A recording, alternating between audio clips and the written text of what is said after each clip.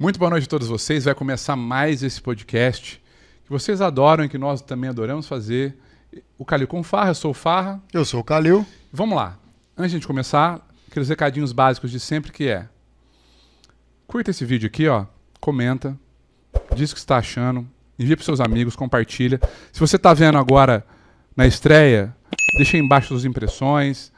E vamos lá. Se você não está vendo depois, está vendo amanhã, está vendo sei lá quando, você vai lá, comenta, fala o que você achou, sugere aí também embaixo nos comentários quem você quer que a gente entreviste, para a gente tornar esse espaço aqui cada vez mais legal para todo mundo. E vamos lá, mais uma vez a gente vai ter mais convidados. Dois convidados queridos. No do Fábio, semana passada, eu falei candidato, convidados. Convidados queridos. A Denise, que é médica, o Everaldo, que é médico, são casados, são pais do Álvaro e da Amanda. O Álvaro, inclusive, tem um canal que nós vamos colocar aqui na descrição, um gamer, para que as pessoas se inscrevam no canal do Álvaro. Um prazer enorme ter vocês aqui. Muito boa noite, Denise. Boa noite, EV. Boa noite, Ricardo. Boa noite, Farra. Tudo bem? Prazer estar vindo aqui falar com vocês. Boa noite, pessoal. Uma satisfação e sempre é importante e bom estar com vocês, grandes amigos e pessoas de admiração mútua. Vocês estudaram na mesma faculdade? Foi lá que vocês se conheceram ou não? Não, eu fiz faculdade no mesmo serviço, no mesmo hospital escola onde o Everaldo fez residência. Eu sou um pouquinho mais jovem, né? Então o nosso encontro foi com ele já na residência e eu na faculdade. Então, mesmo serviço aí de prestação de serviços da faculdade, né? A gente em Pouso Alegre, né? No hospital Samuel Libânio. Que é a sua cidade, né, Vê? Que é a cidade onde minha mãe e meu pai moram até hoje. Eu era residente de anestesiologia e a Denise foi lá de terceiro ano acompanhar a cirurgia do irmão dela, que ele foi fazer um implante capilar. E aí foi paixão à primeira vista. De lá pra cá não larguei mais. Denise, que é lá de Congonhal. De Congonhal, uma super cidade. Bonita, que tem uma paisagem maravilhosa. Pouso Alegre também, né? Todos ali bem do lado do Caminho da Fé, da Serra da Mantiqueira. Muito bonito, né? Muita montanha, muita serra, né? Por que medicina, Denise? Sempre me atraiu a medicina. Eu me lembro de pequenininha e passar em consulta com o meu pediatra e achar tudo muito bonito, muito mágico, aquele médico todo de branco, era um senhorzinho já, idoso, meu pediatra, e achava bonito o hospital, a sala, escrito o nome dele na porta da sala. Acho que isso foi uma coisa até interessante quando eu tive a minha sala escrito meu nome na porta, né? Aquela coisa que eu pensava, algum dia eu vou estar num lugar como esse, numa clínica com o meu nome escrito na porta, doutora Denise. E foi um caminho que vai seguindo aos poucos, né? Vai estudando, os pais gostaram da ideia, sempre me incentivando e acabou que deu certo por esse caminho da medicina. E aí depois você já fez otorrino, já na sequência? Eu trabalhei por um tempo, trabalhei como clínica, né? A gente acaba fazendo plantão, trabalhando em pronto-socorro, em ambulatório, né? Em hospital também, né? E aí, depois de 2 anos trabalhando, resolvi voltar aí para a residência e vamos escolher o que vai fazer depois disso. Foi uma época boa, porque eu acabei mudando a minha área a princípio de atuação que eu pensava em fazer com esse período que eu trabalhei. Então foi bem legal ter trabalhado primeiro. E isso foi lá no Maranhão, né? O otorrino? O otorrino ela fez, ela formou e logo em seguida a gente casou e mudamos para São Luís do Maranhão. Estive lá outro dia, hein, Vê? Foi lá? Foi lá. Foi lá que a minha moto estragou, que eu tive que trocar de moto. Você chegou aí na cidade? São Luís mesmo? São Luís. Fiquei lá uns 4 dias em São Luís. 2 anos. Eu fiquei 2 anos. Você 2 e eu 1 ano. Né? A Denise foi depois. Nossa, se soubesse, fala pra você procurar meus amigos lá. Nós fomos juntos para o Maranhão e eu não tinha feito residência ainda. Então, trabalhei um tempo lá e estudei e trabalhei. E aí, prestei prova de residência, passei no Sudeste e voltei para o Sudeste. E o Everaldo ficou lá sozinho. Aí foi que ele ficou um tempo a mais que eu. E depois vim para Barretos, logo em seguida. Por que ir para o Maranhão? Então, Então, ora. Não, né? Assim, na verdade, eu terminei a faculdade de medicina em Itajubá, fiz residência em anestesiologia em Pouso Alegre e fui para a Escola Paulista de Medicina fazer dor. E lá eu conheci um grande amigo, irmão, o Elismar, que ele é do Maranhão, e quando terminamos o curso de dor, ele falou assim, vamos para o Maranhão comigo para você trabalhar lá comigo. E aí a gente tinha acabado de casar, né? Praticamente. Tinha poucos meses. A mãe dela não achou muito bom, não, né? Falou assim, tirou minha filha daqui, né? E nós fomos para o Maranhão. Só que ficou muito isolado lá da família. Eu, quando conheci o Everaldo, ele era anestesista da Santa Casa, né? Era uma pessoa completamente diferente, né? Pesava mais, fumava, bebia, né? E eu acho que posso até dizer, como seu amigo, não era um cara feliz. Fumava, né? bebia, só faltava jogar. Jogar é bom, viu? E aí, Evê, passada aquela fase, você foi pro São Judas, né? E aí já era especialista em anestesia, foi fazer uma nova especialidade que são os cuidados paliativos. Gostaria que você falasse um pouquinho dessa fase aí. Eu já tinha especialização em dor, né? E aí, com isso, coincidiu da Denise ter terminado a residência. Aí a gente ficou entre ela vir para cá ou eu ir para lá, né? Eu ia desistir, sair da Santa Casa, ia embora de Barretos. E a gente ia para Jacutinga, no sul de Minas. Você sabe por lá, né? Aí teve uma história muito engraçada que o Zé Eberle, ele chegou para mim e falou assim, Everaldo, presta atenção e para. Imagina você com o carro e vai olhar a placa do carro que está Jacutinga. Se algum jacutinguense se estiver nos ouvindo, foi apenas uma brincadeira. E apareceu uma oportunidade de eu entrar no Hospital São Judas, de cuidados paliativos. Como eu já tinha a minha especialização em dor, que estava guardado na gaveta, aí fui para lá. E nisso a Denise veio para cá e ela já entrou no AME.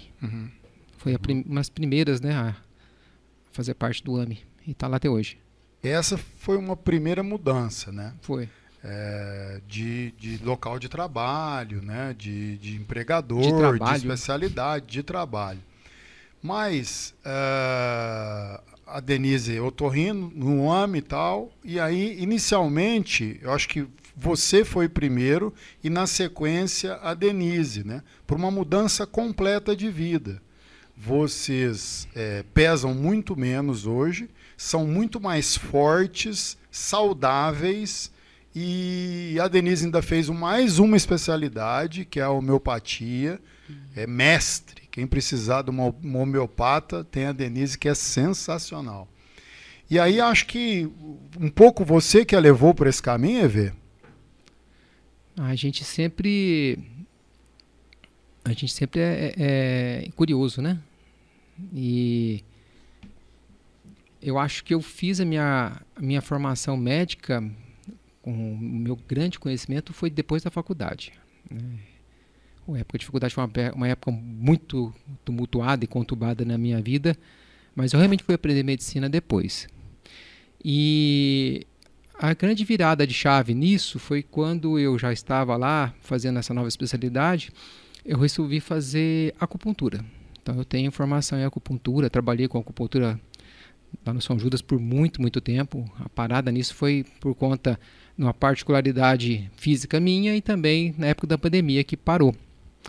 Isso não acabou retornando. Mas aí na acupuntura, fazendo aquele curso, a gente começa a expandir muito os conhecimentos, né? Não necessariamente só ficando naquilo, né? Até hoje eu gosto menos de acupuntura que eu gostava antigamente. A minha visão é outra. Mas lá a gente começa a conviver com outras pessoas. E uma delas que eu comecei a conviver foi com o Ricardo Tumang, que nossos amigos, já foi entrevistado aqui. Sim. Devolvendo a citação. E eu conheci o Ricardo através de você. Você que me indicou o Ricardo. E assim, é muito pertinente que até hoje eu indico a ele.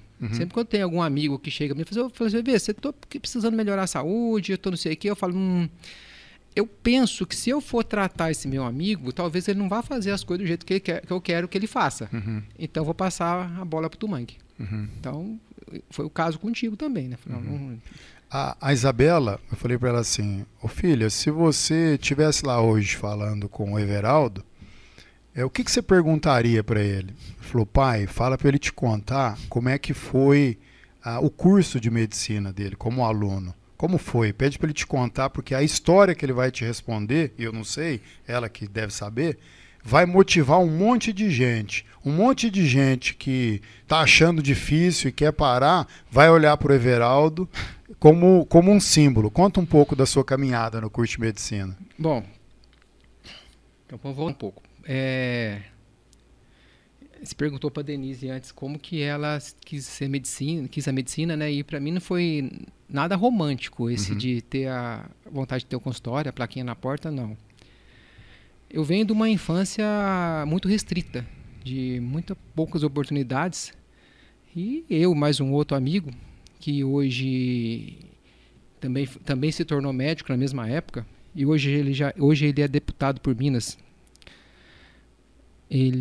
Nós dois fomos os desbravadores, porque a gente morava num bairro de periferia muito pequeno, seria esses bairros mais marginalizados de Barretos, é o equivalente lá em Pouso Alegre. E a gente só tinha a vontade de ser alguém na vida.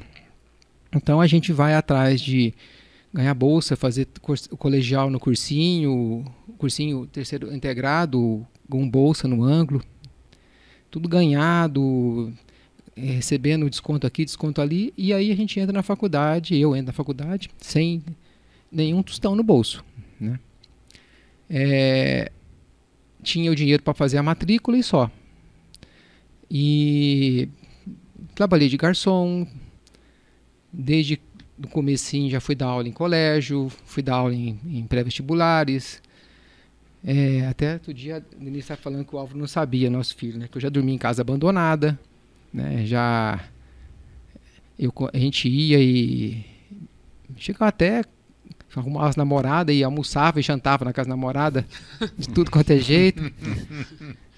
E estava lá na faculdade, na época eu estava no final do crédito educativo, foi a última turma de crédito educativo depois do FIES, né? Tinha 2 vagas só. E nessas 2 vagas eu consegui entrar numa delas. E fui seguir na faculdade. Já no começo do 4º ano, final do 4º ano, eu já comecei a dar plantão. Naquela época podia, né? Vida louca, né? Não aconselho para ninguém. Muito complicado. Sozinho? Sozinho. Tinha uma época que eu tinha feito mais parto nos meus plantões do que na faculdade, no meu curso. Então o pessoal queria entrar em parto e falou, não, pode ir que eu já não preciso. Já estou satisfeito. E na verdade não é que podia, né? Mas tinha os plantões que eram alguns médicos formados que pegavam, eram plantões que não valiam muito a pena financeiramente para eles passavam para outra pessoa fazer e passavam para o estudante fazer. Você querendo dinheiro, você ia e fazia. Na turma do Everaldo ainda tinha isso. Na minha turma já foi ficando uma coisa mais restrita, né? Eu fiz faculdade 4 anos depois, aí já era mais... Um pouquinho mais restrito, já era mais vigiado. E aí, Evê? E tem muito mais oferta de médicos hoje do que tinha antigamente, né? A gente está falando aí, eu formei em 2000, né? Eu entrei na faculdade em 94, né? E sempre devendo esse crédito educativo, chegava no final do ano, renegociava a dívida, jogava para frente, e o crédito educativo pagava 80% e 20% eu tinha que arcar. Então, comecei a dar plantão, isso começou a ficar um pouco mais viável, que eu conseguia pagar pelo menos a minha alimentação e minha moradia, mas não dava para pagar a faculdade, né? Hoje em dia, o preço da faculdade seria pelo menos uns R$2.000, R$2.500. Isso era pesado demais para mim. Aí aconteceu, do 4º para o 5º ano, eu cheguei lá na escola e saí pedindo para os professores quem podia me ajudar. E eu falava, me ajuda. Mas como você ajuda? Não sei, eu preciso de moradia, preciso de conseguir pagar a faculdade. Não sei como que você pode me ajudar.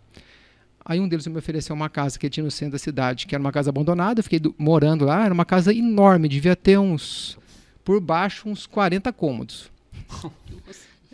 E bem na esquina da Praça Central de Itajubá. Abandonada. Professor já. Abandonada, mas estava limpa, né? Assim, aí eu peguei um quarto para mim, que teto altíssimo, tudo de madeira. Enfim. Você morou sozinho lá? Morei. Foi muito. Energia? Tinha energia elétrica.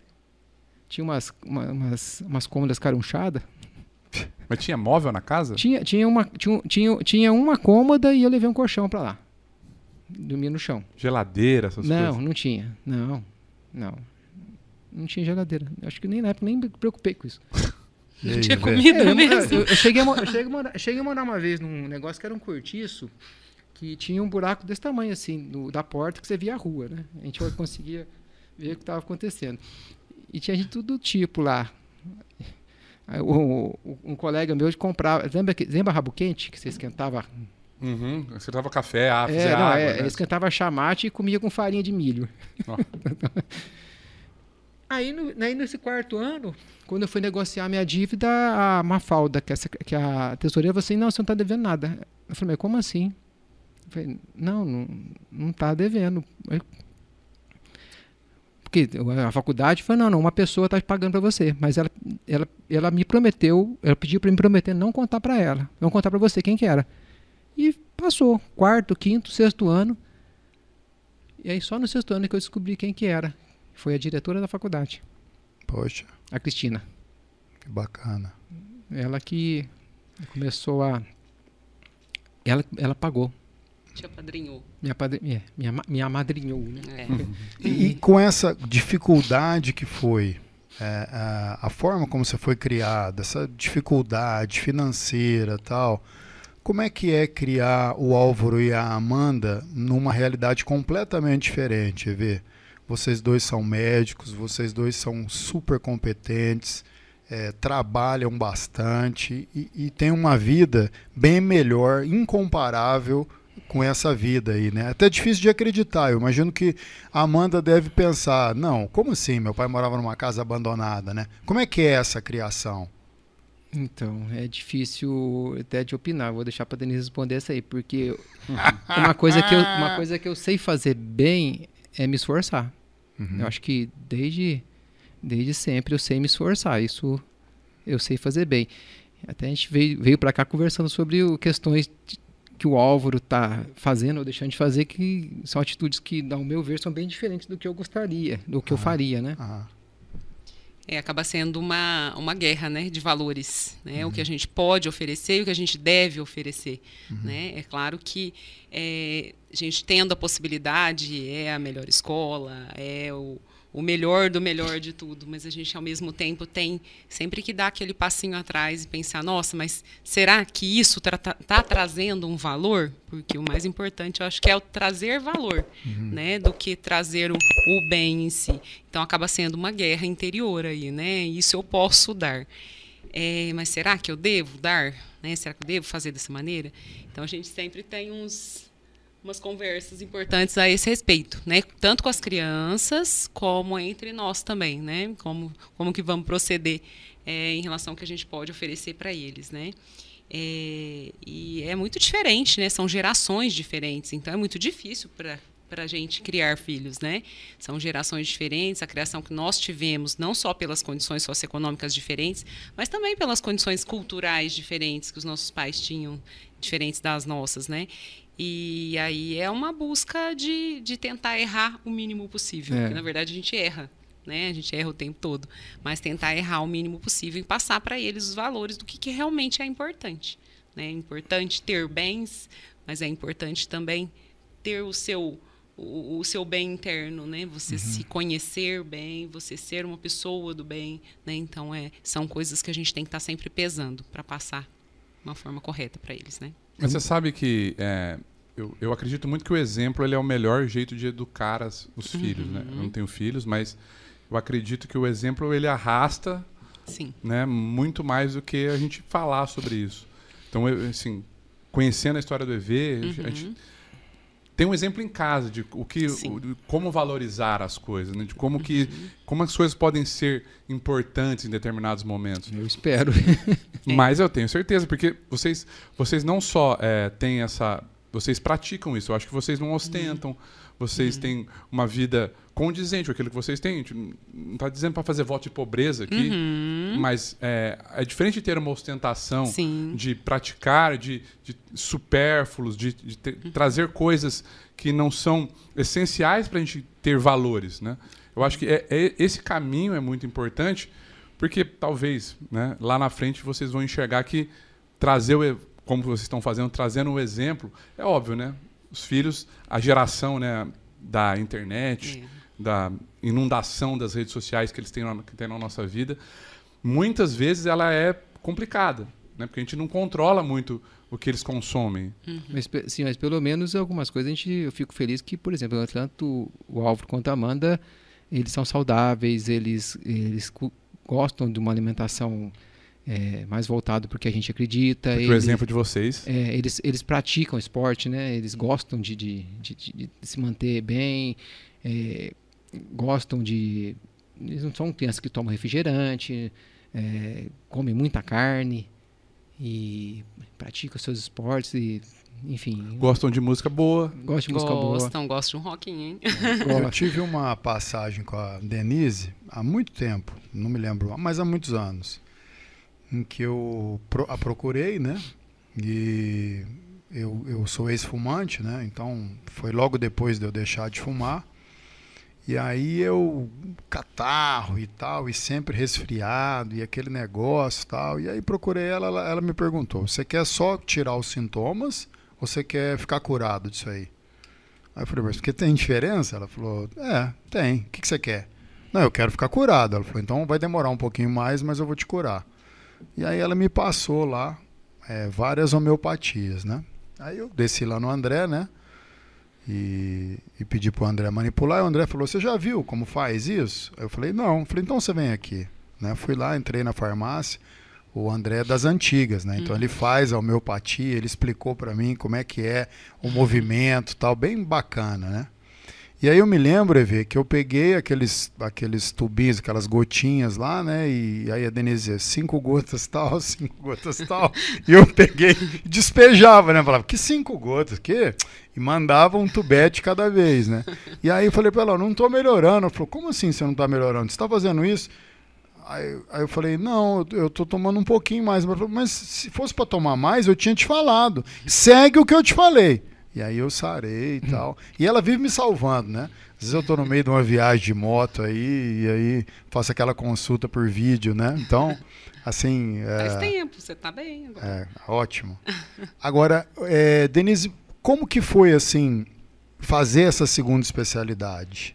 A pergunta que eu fiz aquela hora é se o Everaldo influenciou de alguma forma nisso, ou era uma coisa que você já via bastante? Por que não otorrino também, né? Porque, assim, eu tenho muito contato com otorrinos por conta da voz, e eu acho fantástico. Eu acho fantástico. E por que sair da otorrinolaringologia? Não saiu. Não. Sair assim, deixar de clinicar. Sim. Não deixou. Tá, mas buscar uma outra especialidade. Uma outra, sim. Por que não continuar só ali? Só no otorrino, fazer uma subespecialização do otorrino. Eu acho que tem a ver... Otorrino da voz, por exemplo. Eu acho que tem a homeopatia complementa, eu acho. Eu acho que tem a ver com a nossa busca desse algo a mais, né? Uma busca de algo a mais, uma opção diferente para oferecer e ter uma visão mais global do paciente, mais holística, né? A homeopatia, ela traz isso, né? Até o Ricardo foi rápido aí na consulta, né? Ele foi lá, eu perguntei se ele queria melhorar ou se ele queria só sair daquele sintoma. E ele já pegou a receita e já foi no André fazer a prescrição. Na verdade, ficou 1h30 sentado lá, eu te perguntando. Foi uma anamnese gigante. Né? Pormenores da sua vida. Então, a homeopatia, ela vem com um sentido de uma complementação. Então, mesmo que o paciente me procure para tratar um sintoma otorrinolaringológico, como foi o caso do Ricardo, a homeopatia traz uma visão de o que está levando aquilo, o que está levando aquela secreção e aquele catarro ali. E não necessariamente, esse catarro é infeccioso, tem que tomar antibiótico, esse catarro é só alérgico, vamos dar um antialérgico. A homeopatia, ela vem no sentido de tentar entender por que está fazendo aquele padrão de catarro e qual que é o padrão que se repete, para tentar entrar com um medicamento que evite que se repita novamente aquele quadro, ou que pelo menos ele se repita de uma forma mais breve, de mais fácil resolução. Então, a homeopatia vem nesse sentido. Ela ver o paciente mais como um todo. E eu sempre gostei muito disso. Minha consulta sempre foi uma consulta mais demorada do que a média. E aí, com a homeopatia, ela acaba ficando muito mais, porque é muito mais completo, né? Então, é nesse sentido de conseguir ver um pouco além. E de tratar outras doenças também, não ficar limitado só às doenças otorrinolaringológicas, né? E conseguir agir de uma outra maneira com o paciente. Eu fui tratada com homeopatia quando criança, e isso sempre foi muito curioso para mim. Porque na faculdade a gente não vê praticamente nada sobre homeopatia. Posso dizer que nada mesmo, na minha formação eu vi. E fui tratada com homeopatia e melhorei muito. Tinha sido tratada inicialmente com otorrinolaringologia, alopatia, e não estava tendo uma resposta adequada. E fui tratada com homeopatia e tive. Então, isso me chamou a atenção, porque eu fiquei muitos anos longe da homeopatia, e essa vontade de ver alguma coisa diferente, e também por conta de já ter filho. Né? Tínhamos o Álvaro, sempre com muita secreção, com muito catarro, e aquela coisa de toma o remédio, toma o antibiótico, melhora, 10, 15 dias depois está ruim de novo. Esses são os nossos casos controle, né? Isso. E aí, assim, por que não tentar uma coisa diferente com ele também? Mas tentar no sentido de aprender como é que funciona isso, porque a informação que eu tinha de faculdade, de formação, que a homeopatia não era legal, que não funcionava. Mas por que tinha funcionado em mim quando eu era criança? O que tinha nisso que funcionava em mim? E tentar descobrir se isso podia funcionar nele e de uma forma mais completa, estudando homeopatia. Então, fui fazer o curso, comecei a aplicar em casa, né, com o Álvaro, com a gente, depois com a Amanda, e tive ótimas respostas e comecei a trabalhar com homeopatia também depois da formação. Tive excelente resposta. Então, acho que complementa muito. E a homeopatia não deixou de lado o otorrino. Na verdade, eu sou otorrino e sou homeopata. Isso que eu falei. Tem pacientes que querem ser tratados com alopatia. Com alopatia. A minha secretária, ela pergunta para o paciente: doutora Denise, pois não, consulta de otorrino ou de homeopatia? O paciente já, na hora de agendar a consulta, ele já fala qual que é a preferência dele, e a consulta ela é direcionada para o que o paciente procura, né? E algumas situações, como o Ricardo falou, né, que eu sugeri para ele homeopatia, dependendo do paciente, dependendo da conversa, eu faço a sugestão, sim. Mas você conhece, talvez isso aqui poderia te ajudar também. Então, eventualmente, a gente vai por esse lado. Mas a homeopatia vem nesse sentido aí, de completar o otorrino. As vacinas agora, né?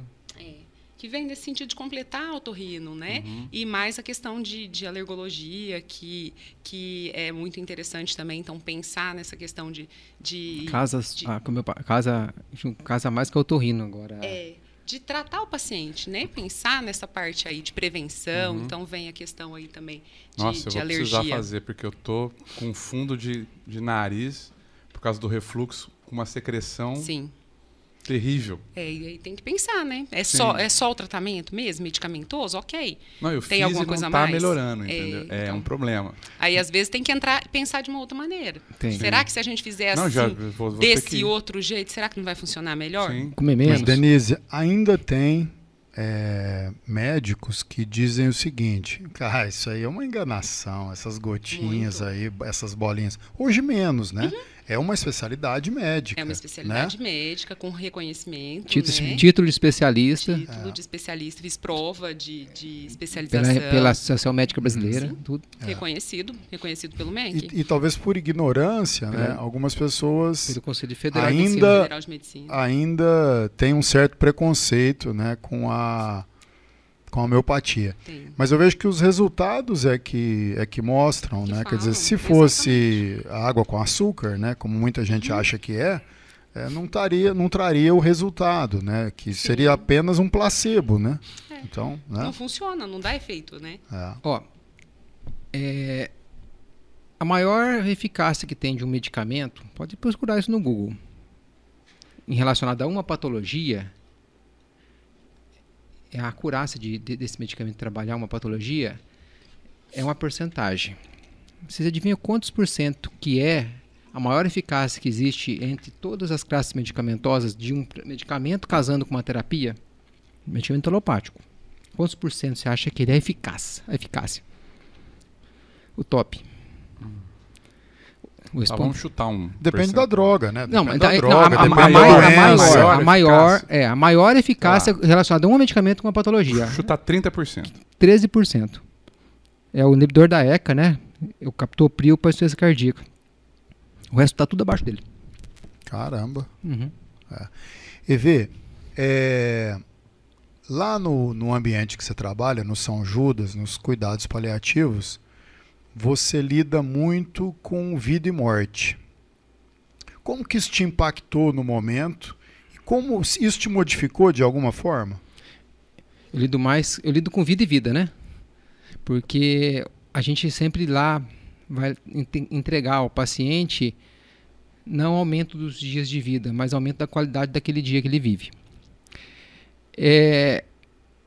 E aquilo me traz um convite a nos cuidarmos, um convite a termos o convívio familiar, um convite a termos a espiritualidade trabalhada, um convite a termos o tempo para os amigos, porque essa vida ela é muito fugaz. Ao mesmo tempo que uma noite mal dormida é imensa, né? A vida é muito curta.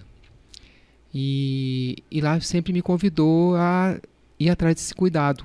Tanto o cuidado que eu trago ao paciente, porque sempre é possível e é viável você fazer um cuidado, uma melhora de qualidade de vida, uma melhora do conforto para um paciente que está numa situação de uma doença ameaçadora da vida, quanto para nós todos.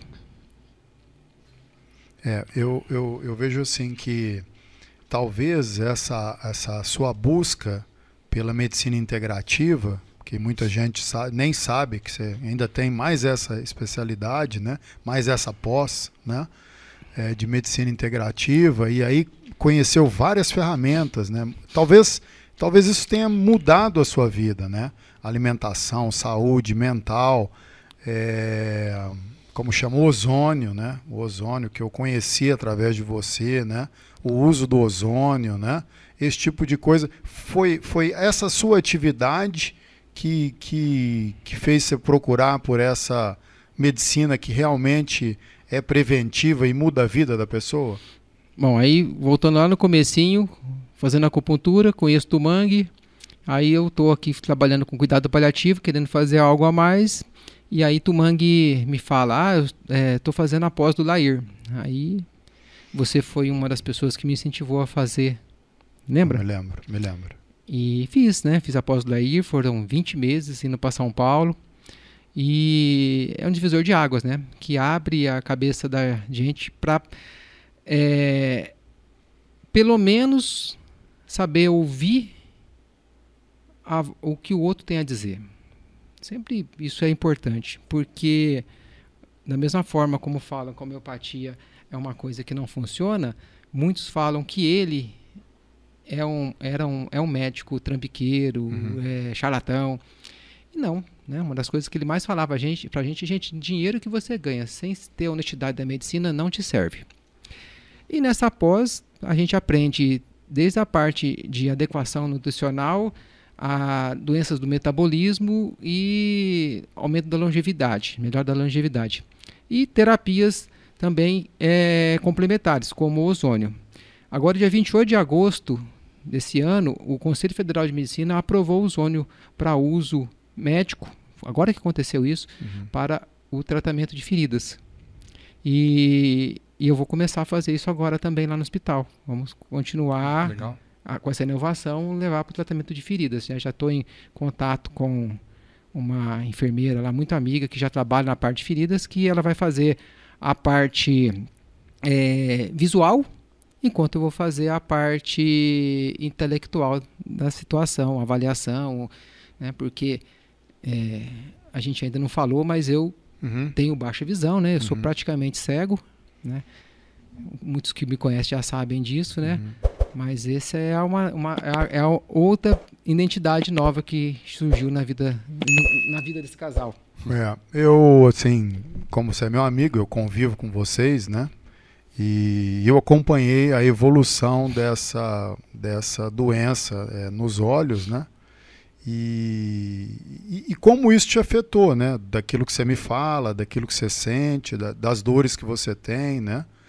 E eu vejo, como seu amigo, que você enfrenta isso, que não deve ser fácil, e que você enfrenta isso muito bem, sabe?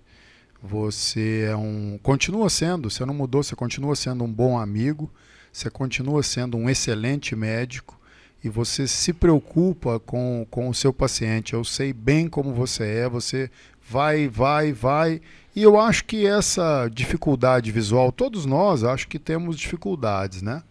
Uns têm mais, outros têm menos, uns têm dificuldade física, outros têm dificuldade mental, outros têm dificuldade de caráter, né? O caráter não tem como curar, não tem né? Como, né? O resto, eu acho que dá para conviver, acho que você está enfrentando bem, né?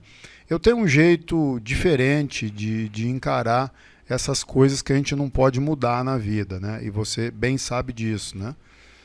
Brinco com você, tá me vendo, né? Uhum. Brinco com a minha filha. Eu acho que é assim, e a gente tem que levar leve, porque a gente é muito feliz, né, Vê? Mesmo com essa dificuldade, você é um cara feliz. Você é um cara que está lá para cima, com uma mulher companheira que está junto com você, com os seus filhos, né? Então acho que você enfrenta muito bem. Denise, como que isso mudou a sua vida? Ótima pergunta.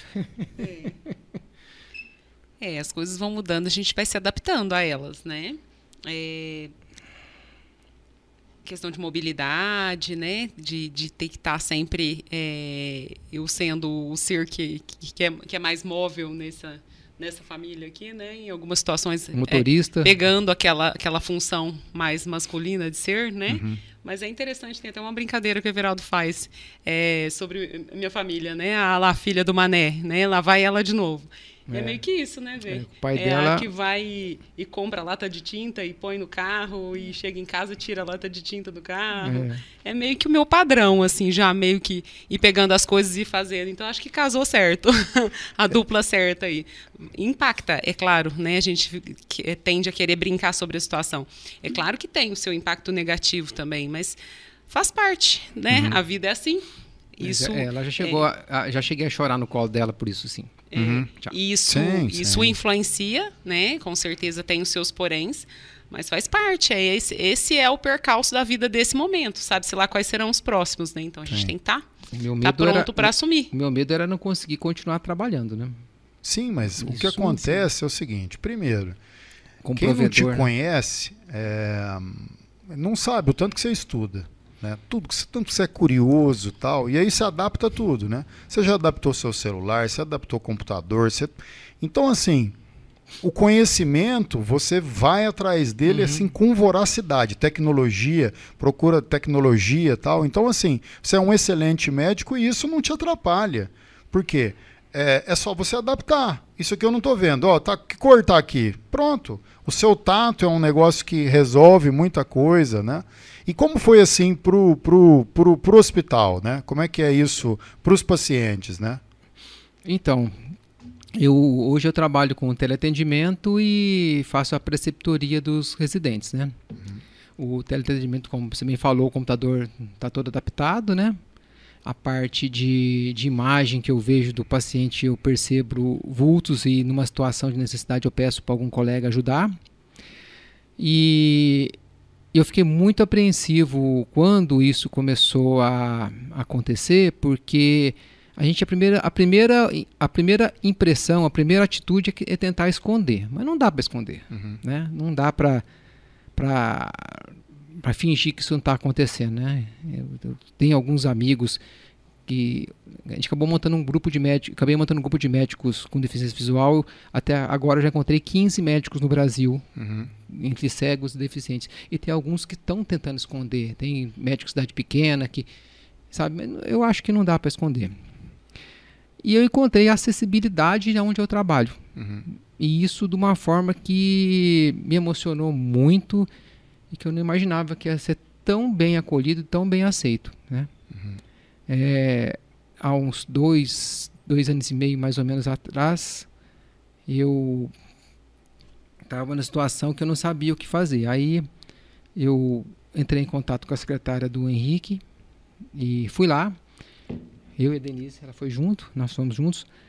E aí cheguei lá e falei para ele, olha, eu vim aqui te falar que eu estou perdendo a visão e queria te contar antes que alguém te falasse. Ele falou, mas você quer parar de trabalhar? Eu falei, não, eu preciso. Eu preciso trabalhar, eu gosto do que eu faço, faz 15 anos que eu trabalho aqui contigo. Ele falou, não, você pode continuar aqui enquanto você estiver vivo. Só peço para você nunca prejudicar um paciente. Eu falei, então, siga em frente.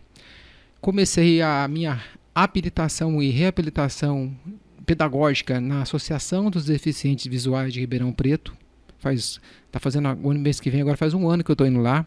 Então lá eu estou aprendendo braille, aprendi a comer, porque quando a gente perde a visão, nem a comida juntar no prato a gente consegue. E tem técnica para isso, jeito de colocar o garfo, jeito de posicionar, jeito de juntar a comida. Aprendi a mobilidade, né, que é andar com a bengala. Que hoje em dia eu saio e vou até o trabalho a pé. Aliás, recado para as pessoas, dê uma arrumadinha em suas calçadas, viu? Sempre tem alguém precisando de uma mobilidade melhor.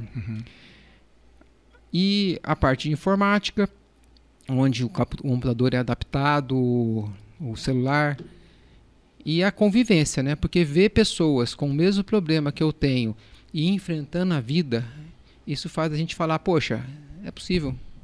É possível e vamos junto. Denise, e para os meninos, como é que é isso? Como é que foi isso pro Álvaro, para Amanda, essa mudança? Porque para quem não sabe também, vocês faziam CrossFit. Fazemos. Né? Ainda? Ainda fazem. É porque eu tenho um amigo aí que agora começou a fazer mais musculação e tal, né? E aí teve que a Denise estar junto, né? Então, sempre em dupla, né? Para cuidar do peso, né? E também tem a corrida. Quer dizer, vocês correm, e aí você junto com o Everaldo, né? Então essas foram mudanças na sua vida, mas e nos meninos, como é que foi isso? Eu acho que as coisas vão acontecendo meio que de forma natural, né?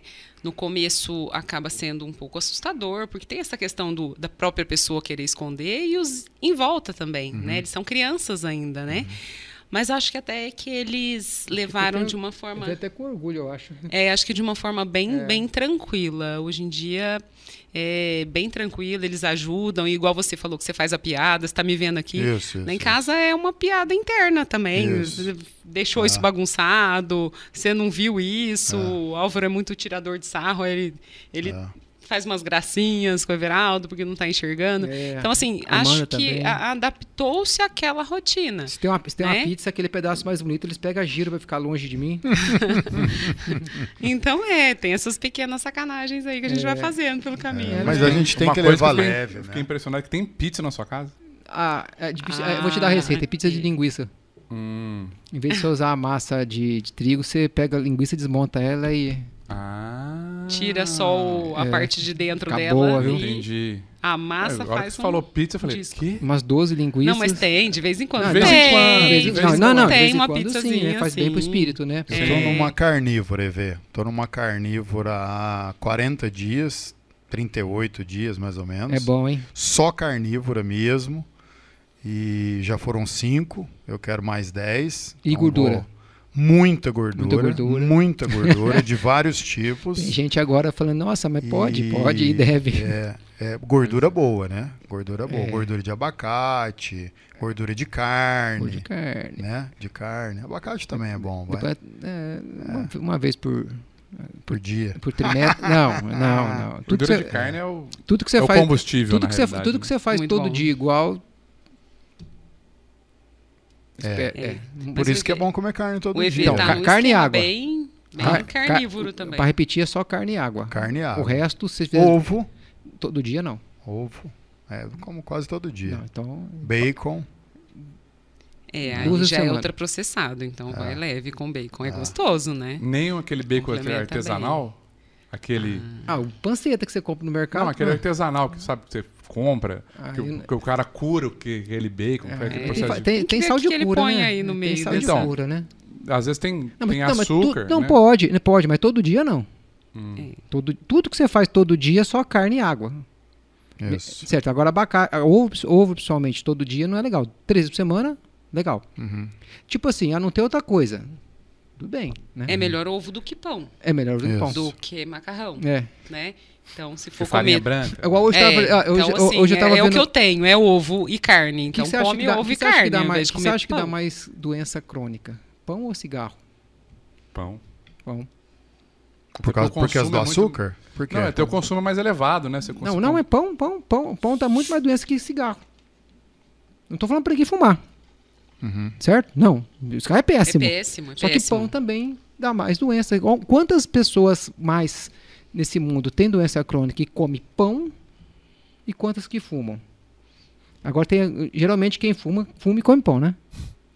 Aí foge do grupo controle, né? Que aí tá comendo pão também. E tá fumando também. Mas assim, eu adoro pão, mas um pão italiano, assim, com azeite, mas eu tô sem nada disso. Eu tô sem chocolate, isso eu tô faz sem bem pro doce, espírito, eu tô sem nada. Isso de quando em vez. Isso. Né? Tipo, eu relaxei, né? Eu comecei chocolate todo dia, né? Eu faço assim, mas às vezes pega um domingo, a gente senta lá no sorvete da Quinata, eu tomo 6 bolas de sorvete, né? Aí tem dia que você exagera. Mas é uma vez. É uma vez. É uma vez. Não é todo dia. Não, mas uma eu vez acho que eu também sou desse meses. tipo. Quando eu vou para enfiar o pé na jaca. Eu vou para tomar até passar mal de tomar sorvete. Eu não vou querer ver sorvete. Não pode. Ou senão vai lá no sorvete do nosso amigo Adalberto e aquele sorvete de coco lá é uma delícia. Mas bom, assim. Não pode querer fazer o seguinte, é só no final de semana, mas só no final de semana é sexta, sábado, domingo. Não. Aí, são 3 dias já, muita coisa. Aí 3 dias vezes 52 final de semana dá 150 dias, né? Metade, meio ano você já está ficando. Até porque quando você está em cetose é ruim você ficar quebrando, demora um pouco para ela voltar, né? Apesar de você já estar, quando você está acostumado ela até volta mais rápido, mas...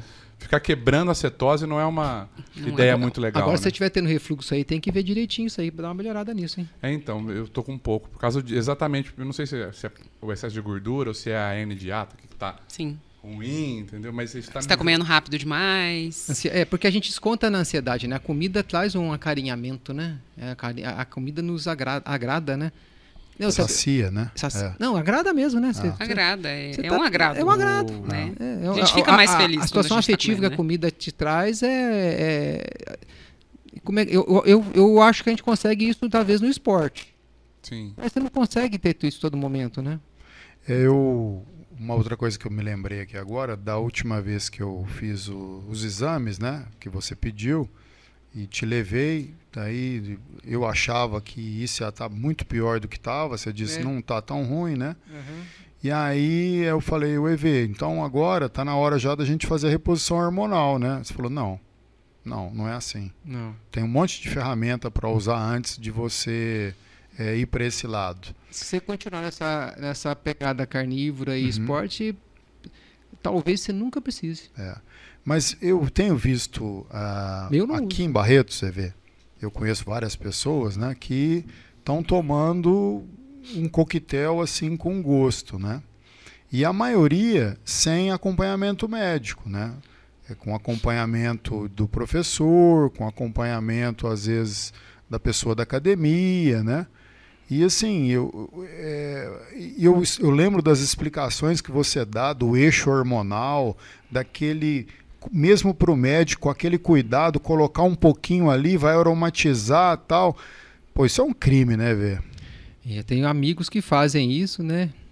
Tanto de um lado quanto do outro, quanto indicar.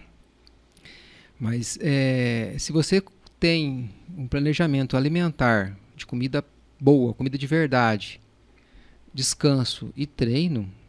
E pouco álcool? Ou nada, de preferência? E também treino demais também, baixa testosterona. Né? Descanso, né? O descanso é muito importante. O sono de qualidade, buscar o sono de qualidade. E entrando em cetose, o sono melhora muito. Foco melhora absurdamente. Foco. Muito. Agora, o que eu vejo é mais a questão estética, né? A pessoa quer muito rápido o resultado e consegue, né? Com as drogas que existem aí, drogas velhas. Eu lembro de nome de droga de quando eu era adolescente. Mas o débito é complicado. Elas né? têm a sua indicação, né? Sim. Porque quem repõe testosterona tem força, mas muitas vezes não tem energia. Tá? E essa energia vem desse equilíbrio, porque ao usar aquilo, ele traz uma exigência do corpo dele que às vezes não é factível com o bem-estar. E isso vai ter a sua consequência. O corpo não vai cobrar sua conta no final. E a gente vê muito caso, né? Eu sou a favor de reposição hormonal, mas em situações indicadas, no momento certo, a pessoa acerta. Né? Com controle, né? E com controle, sem dúvida. Com a dose certa, né? Tudo bem programado. Outra situação agora que está acontecendo também, que é a epidemia da canetinha do emagrecimento, né? Isso, importante. Vamos falar um pouco disso. Porque isso aí é uma coisa que ela faz o efeito do GLP, que é a saciedade que o estômago da gente naturalmente vai trazer. E ela impede a pessoa de se alimentar e ela ainda coloca para fora todos os nutrientes que a pessoa está absorvendo. Aí emagrece, de fato. Só que a consequência depois vem com queda de cabelo, quebra de unha, mal-estar, falta de força, disposição. anemia. E sabe-se lá como é que isso vai ser daqui a algum tempo, né? Ela é extremamente excelente e quando bem indicada, porque hoje em dia ela consegue ser mais eficaz do que uma cirurgia bariátrica. A agressão é muito, muito, muito, muito menor. Né? E não estou falando para não usar, estou falando para usar com consciência e com um profissional que saiba manusear isso. Sabe indicar corretamente. Eu não sei, eu não sou especialista nisso. Eu estou a criticar o uso indiscriminado. Né? Você sabe que isso é algo que eu tenho acompanhado e, assim, é impressionante o volume que isso tomou. Né? O valor que isso tem hoje na sociedade, o custo que isso está gerando, como que isso subiu. Se eu não me engano, isso eram medicamentos que inicialmente eram usados para controle de diabetes, não eram isso? Diabetes com obesidade. E, né? agora... E com resistência à insulina, não era isso? E que você consegue com uma carnívora facilmente, né? Você consegue chegar numa... Assim, obviamente que não são para todos os casos, mas... Tem a questão também da... É difícil a gente falar em força de vontade, né? Porque isso até ofende, Cada um né? tem a sua condição, tem né? a sua. Mas tem sua indicação. É um medicamento que tem sua indicação. E se usado corretamente é fantástico. Sim, é uma bela de uma descoberta, porém não que eu pode ser usado por qualquer pessoa. Dessa maneira, o uso indiscriminado ele é complicado. Eu acho que tem até vendendo do Paraguai, não tem? Tem. E lá no Paraguai é muito mais barato, inclusive. Nós tivemos e o lá controle de qualidade disso, né? Nós então, perguntamos. A gente não sabe, assim... Bem mais barato. Mas é bem mais... Assim, e pode trazer legalmente para uso próprio. Desde que você tenha receita. Se eu pego uma receita, eu vou lá, compro na farmácia bem barato, e eu sou parado, eu posso comprar para 90 dias e é assim, né? Agora, a qualidade, isso eu não sei. A demanda é tão grande que a Anvisa dispensou algumas etapas de validação no Brasil. E não, mas lá é tão assim, tão fácil, que lá as ampolas são vendidas, não são as canetinhas, são ampolas de 15 ml. Então, quer dizer, são aquelas ampolas acho que as clínicas compram, tal, e lá isso é vendido em farmácia. Né? Então, assim, eu acredito que hoje isso está muito fácil, né? E isso também, vocês não acham que é mais uma imposição estética que agride as pessoas de uma forma... Porque, por exemplo, a pessoa está... Eu já fui obeso, né? E eu passei por muito tempo, assim, para você emagrecer, você tem que treinar. Aí a pessoa que está com sobrepeso, ela vai se matar na academia. E aquilo só vai fazer ela sofrer, só vai fazer ela ter dor, só vai fazer ela odiar aquilo. E isso impõe aquela cultura de ter que ter aquele corpo perfeito. Sendo que o ideal, o certo, é primeiro fazer o trabalho em casa de uma boa alimentação, de um bom controle das suas emoções, né, da maneira que puder fazer, do descansar, para depois ir atrás da atividade física, para depois ir atrás desse emagrecimento dessa forma. Então, com essa canetinha tornou-se mais uma situação. A pessoa chega e pensa, eu estou com sobrepeso, mas eu sou obrigado a emagrecer. Eu não consigo fazer atividade física, então eu vou partir para isso. Então virou mais uma... Mas se for usado como ferramenta, né, com ferramenta. indicação e como ferramenta, eu não consigo sair do ponto que eu estou, obeso. Então eu vou usar a caneta, vou perder X quilos, vou para academia, Isso. mudando a comida e tal, e aí acabou. Nunca mais eu uso caneta e fico saudável, né? Porque eu acho que a maior dificuldade de adesão, sentado do lado de cá, do lado do paciente, adesão à vida natural, é que é muito mais gostoso comer arroz, feijão, farinha, farofa, batatinha e carne do que só carne.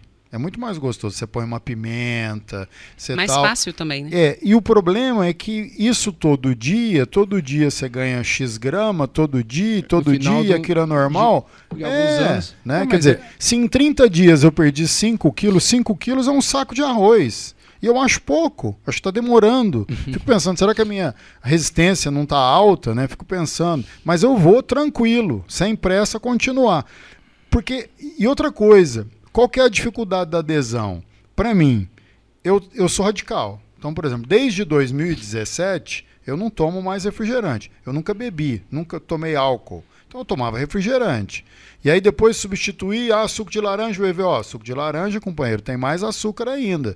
Tem que mudar. Então eu fui para água com gás e limão espremido, que é onde eu tô, é o lugar onde eu tô. Até hoje. Estamos tomando água com gás aqui. E água com gás não faz mal, tá?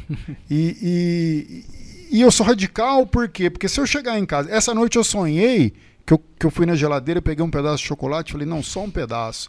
Aí quando eu vi, eu já tinha comido uma barra. Então, assim, enquanto eu não tratar isso, eu não vou poder mudar. Eu vou continuar para depois começar a abrir exceções, né? Mas você pode atacar essa barra de chocolate se você fizer isso e ponto. Sim, mas você acha que não está na hora ainda? Acho que não. E eu acho assim, o problema nem é só arroz, feijão, farinha, né? Eu acho que isso talvez, se as pessoas comessem isso ainda, eu acho que seria menor, mas os ultraprocessados são piores Muito ainda, pior. né? Que é o que está espalhado por aí. É muito fácil, né? E muito barato. Você vê nos fast foods da vida, né? Você vê lá a placa gigante. 2 sanduíches por R$40. Poxa, quem quer fazer bife em casa, sujar a panela, sujar o fogão? Pois é. Mas você sabe que o André... E gastar mais. Além de tudo, Porque, né? Comer carne também não é tão barato. Também não é muito barato. O André, que é um fã da carnívora, que assim, descobriu mais ainda a vida saudável, né? Ele fala um negócio que é verdade, né? Por exemplo, se você comprar uma coisa no supermercado, colocar no micro-ondas, está pronto? Tá pronto, é prático. Mas não é difícil de pegar uma carne e fazer uma carne. Pegar uma carne, fazer uma carne na banha, na manteiga. Não é difícil, é fácil. 15 minutos eu faço um pratão, uma carne boa. E você acaba gastando menos. Gasta menos. Fica assim, você pode comer à vontade. Mas quando? Eu como X bife, como o que couber, não é? Sabe o que dá trabalho? Mexer com verdura, isso dá trabalho. Você ir comprar, lavar alface, guardar, é muito mais complicado do que você fazer um bife. Higienizar, tem todo um processo mesmo. E é discutível a eficácia, o que isso é bom para você, né? Então, alface, por exemplo, né? Então, eu vou comer uma alface, preciso comer, né? E assim, o vegetal, ele tá paradinho lá, sendo cuidado pelas pessoas e recebendo o agrotóxico, a água contaminada. Agora, a carne bovina, aqui, a gente está no lugar privilegiado de carne bovina. A região nossa aqui é fantástica. O animal, ele tem o fígado dele, que vai processar... o boi tem hormônio, o boi tem vacina. O fígado do boi, ele processa tudo isso. Mas isso não fica no fígado, ele processa e põe para fora. Então, o boi está contaminado? Pode até estar. Mas isso tá não se usa mais hoje. Mas mesmo que tiver, mas está muito menos que qualquer vegetal. O vegetal não vai metabolizar, né? Vai estar lá biodisponível. E não se usa mais. O boi nosso é um boi muito bem criado. Isso, não se usa mais, isso é crime, inclusive, e tal. E está provado que não precisa disso. É importante você falar isso, porque às vezes fica as pessoas achando que ainda é assim. E o muita gente fala um negócio que é muito legal, que é a questão dos antinutrientes, né? Que é o contra-nutrientes, uma coisa assim que os vegetais, antinutrientes, né? O animal, ele tem garra, tem chifre e tem dentes para poder se defender. E o vegetal? O vegetal não, ele fica paradinho, quietinho. Então ele tem o antinutriente, que é a defesa dele, é o veneno dele, né? Sim. E que é o que faz mal, né? De de certa maneira, né? Tá ali para tentar proteger ele, para ele não ser comido. Ele fala, a presa, ela corre, né? Isso. E faz a urticária, faz a alergia, faz a pimenta, né? Tudo isso é a agressão que o vegetal tem, que o animal ele pode mobilidade, correr. Né? Mobilidade e agressividade, né? Ô, Denise, lá no AME você faz clínica e também cirurgia, né? Isso, otorrinolaringologia clínica e cirúrgica. Fica parte do dia ou alguns dias lá e os outros dias no consultório, né? Hoje em dia eu divido, né? Um pouco mais no consultório, mas eu trabalho bastante no AME ainda. Como disse o EV, estou lá desde o início, né? E continuamos lá. Me lembro que eu fui fazer uma cirurgia lá, né? E aí eu tava lá e aí antes de entrar para a cirurgia você foi lá falar comigo tal para me deixar calmo e eu tava super calmo porque é tranquilo, né? Sim. E eu lembro até que o EV foi lá também para me ver, né? E aí não deixaram ele entrar. Vocês não conheceram ele, né? E foi embora. Eu falei, fui lá te ver. E falaram quem eu era. Eu falei, quer saber, eu vou embora. Né? E aí foi embora. Ela já te mandou mensagem, tá tudo bem? Eu falei, tá calmo. Super tranquilo, cirurgia boa. Mas lá o ambiente é muito bom. Sim, é muito acolhedor, a equipe é muito sim. acolhedora. É bem... Quem não conhece o serviço tem que conhecer, viu? Eu conheço assim... bem, né? Porque trabalhei pro AME clínico, pro AME cirúrgico, né? Para a fundação.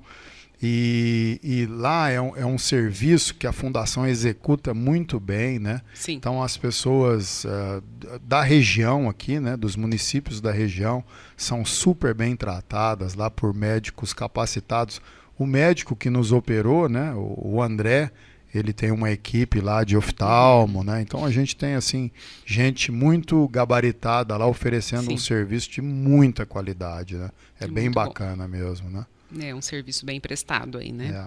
Indo assim já para os finalmente, a gente normalmente aqui pede para a pessoa deixar uma mensagem ou falar qualquer coisa que ela quiser, né? Não precisa ser uma mensagem, nada disso, né? Falar o que quiser, a gente vai colocar a rede social de vocês aqui, principalmente a Denise, ela é bem ativa na rede social, né? Vamos deixar aqui embaixo na legenda. E eu queria, primeiro você, ver o que você tem para falar para quem está nos assistindo agora. Olha, eu acho que a mensagem que eu queria que as pessoas divulgassem e fizessem o melhor possível era para cuidar de suas calçadas. Porque quem precisa de andar a pé por Barretos tá enrolado. Como tem lixeira fora do lugar, como tem calçada que é um jardim que não cabe a gente para passar, que a gente bate a cabeça e demais é que a vida é para frente, né? É isso. Por mais dificuldade que as coisas vão acontecendo, né? Eu gosto muito da parábola dos talentos, né? Que Jesus fala que quem tem muito, muito será dado, e quem tem pouco, pouco que tem ainda será tirado. Então, isso mostra que se a gente tem essas situações para lidar, é para a gente mesmo e vamos em frente. Isso aí. Você, Denise? O que eu tenho para falar em relação a cuidados mesmo, né, de saúde, a gente tem muito conhecimento livre aí, né, nas mídias, né, tem que tomar muito cuidado com o que a gente ouve, com o que a gente lê e procurar mesmo pelo simples, né, tanto em relação à alimentação, a cuidado de vida, né, se a gente pensar em viver parecido com o que os nossos avós viveram, é claro que é outra época, né, com outras disponibilidades, né, mas se a gente pensar será que os meus pais fariam isso? Será que os meus avós fariam isso em termos de alimentação, em termos de autocuidado? A gente já vai estar se livrando de fazer muita coisa ruim para nós. Então, é bem importante aí ter um estilo de vida mais simples, procurar pelo básico, que é isso aí que vai ajudar a gente a seguir em frente e ser mais longevos. Bom, eu quero agradecer, né? Acho que foi sensacional novamente. Acho que a gente tem sorte de ter conhecidos e amigos tão sensacionais e tão incríveis que a gente possa chamar para vir aqui. Então a gente agradece muito a presença de vocês, o bate-papo. Nossas portas aqui estão abertas para a gente conversar sobre muita coisa ainda, que eu tenho certeza que o conteúdo é inesgotável. Obrigado, Denise. Obrigado, EV. Saiba, viu, EV, que isso é inspirador para muitas pessoas. Verdade, verdade. Isso é bem bacana.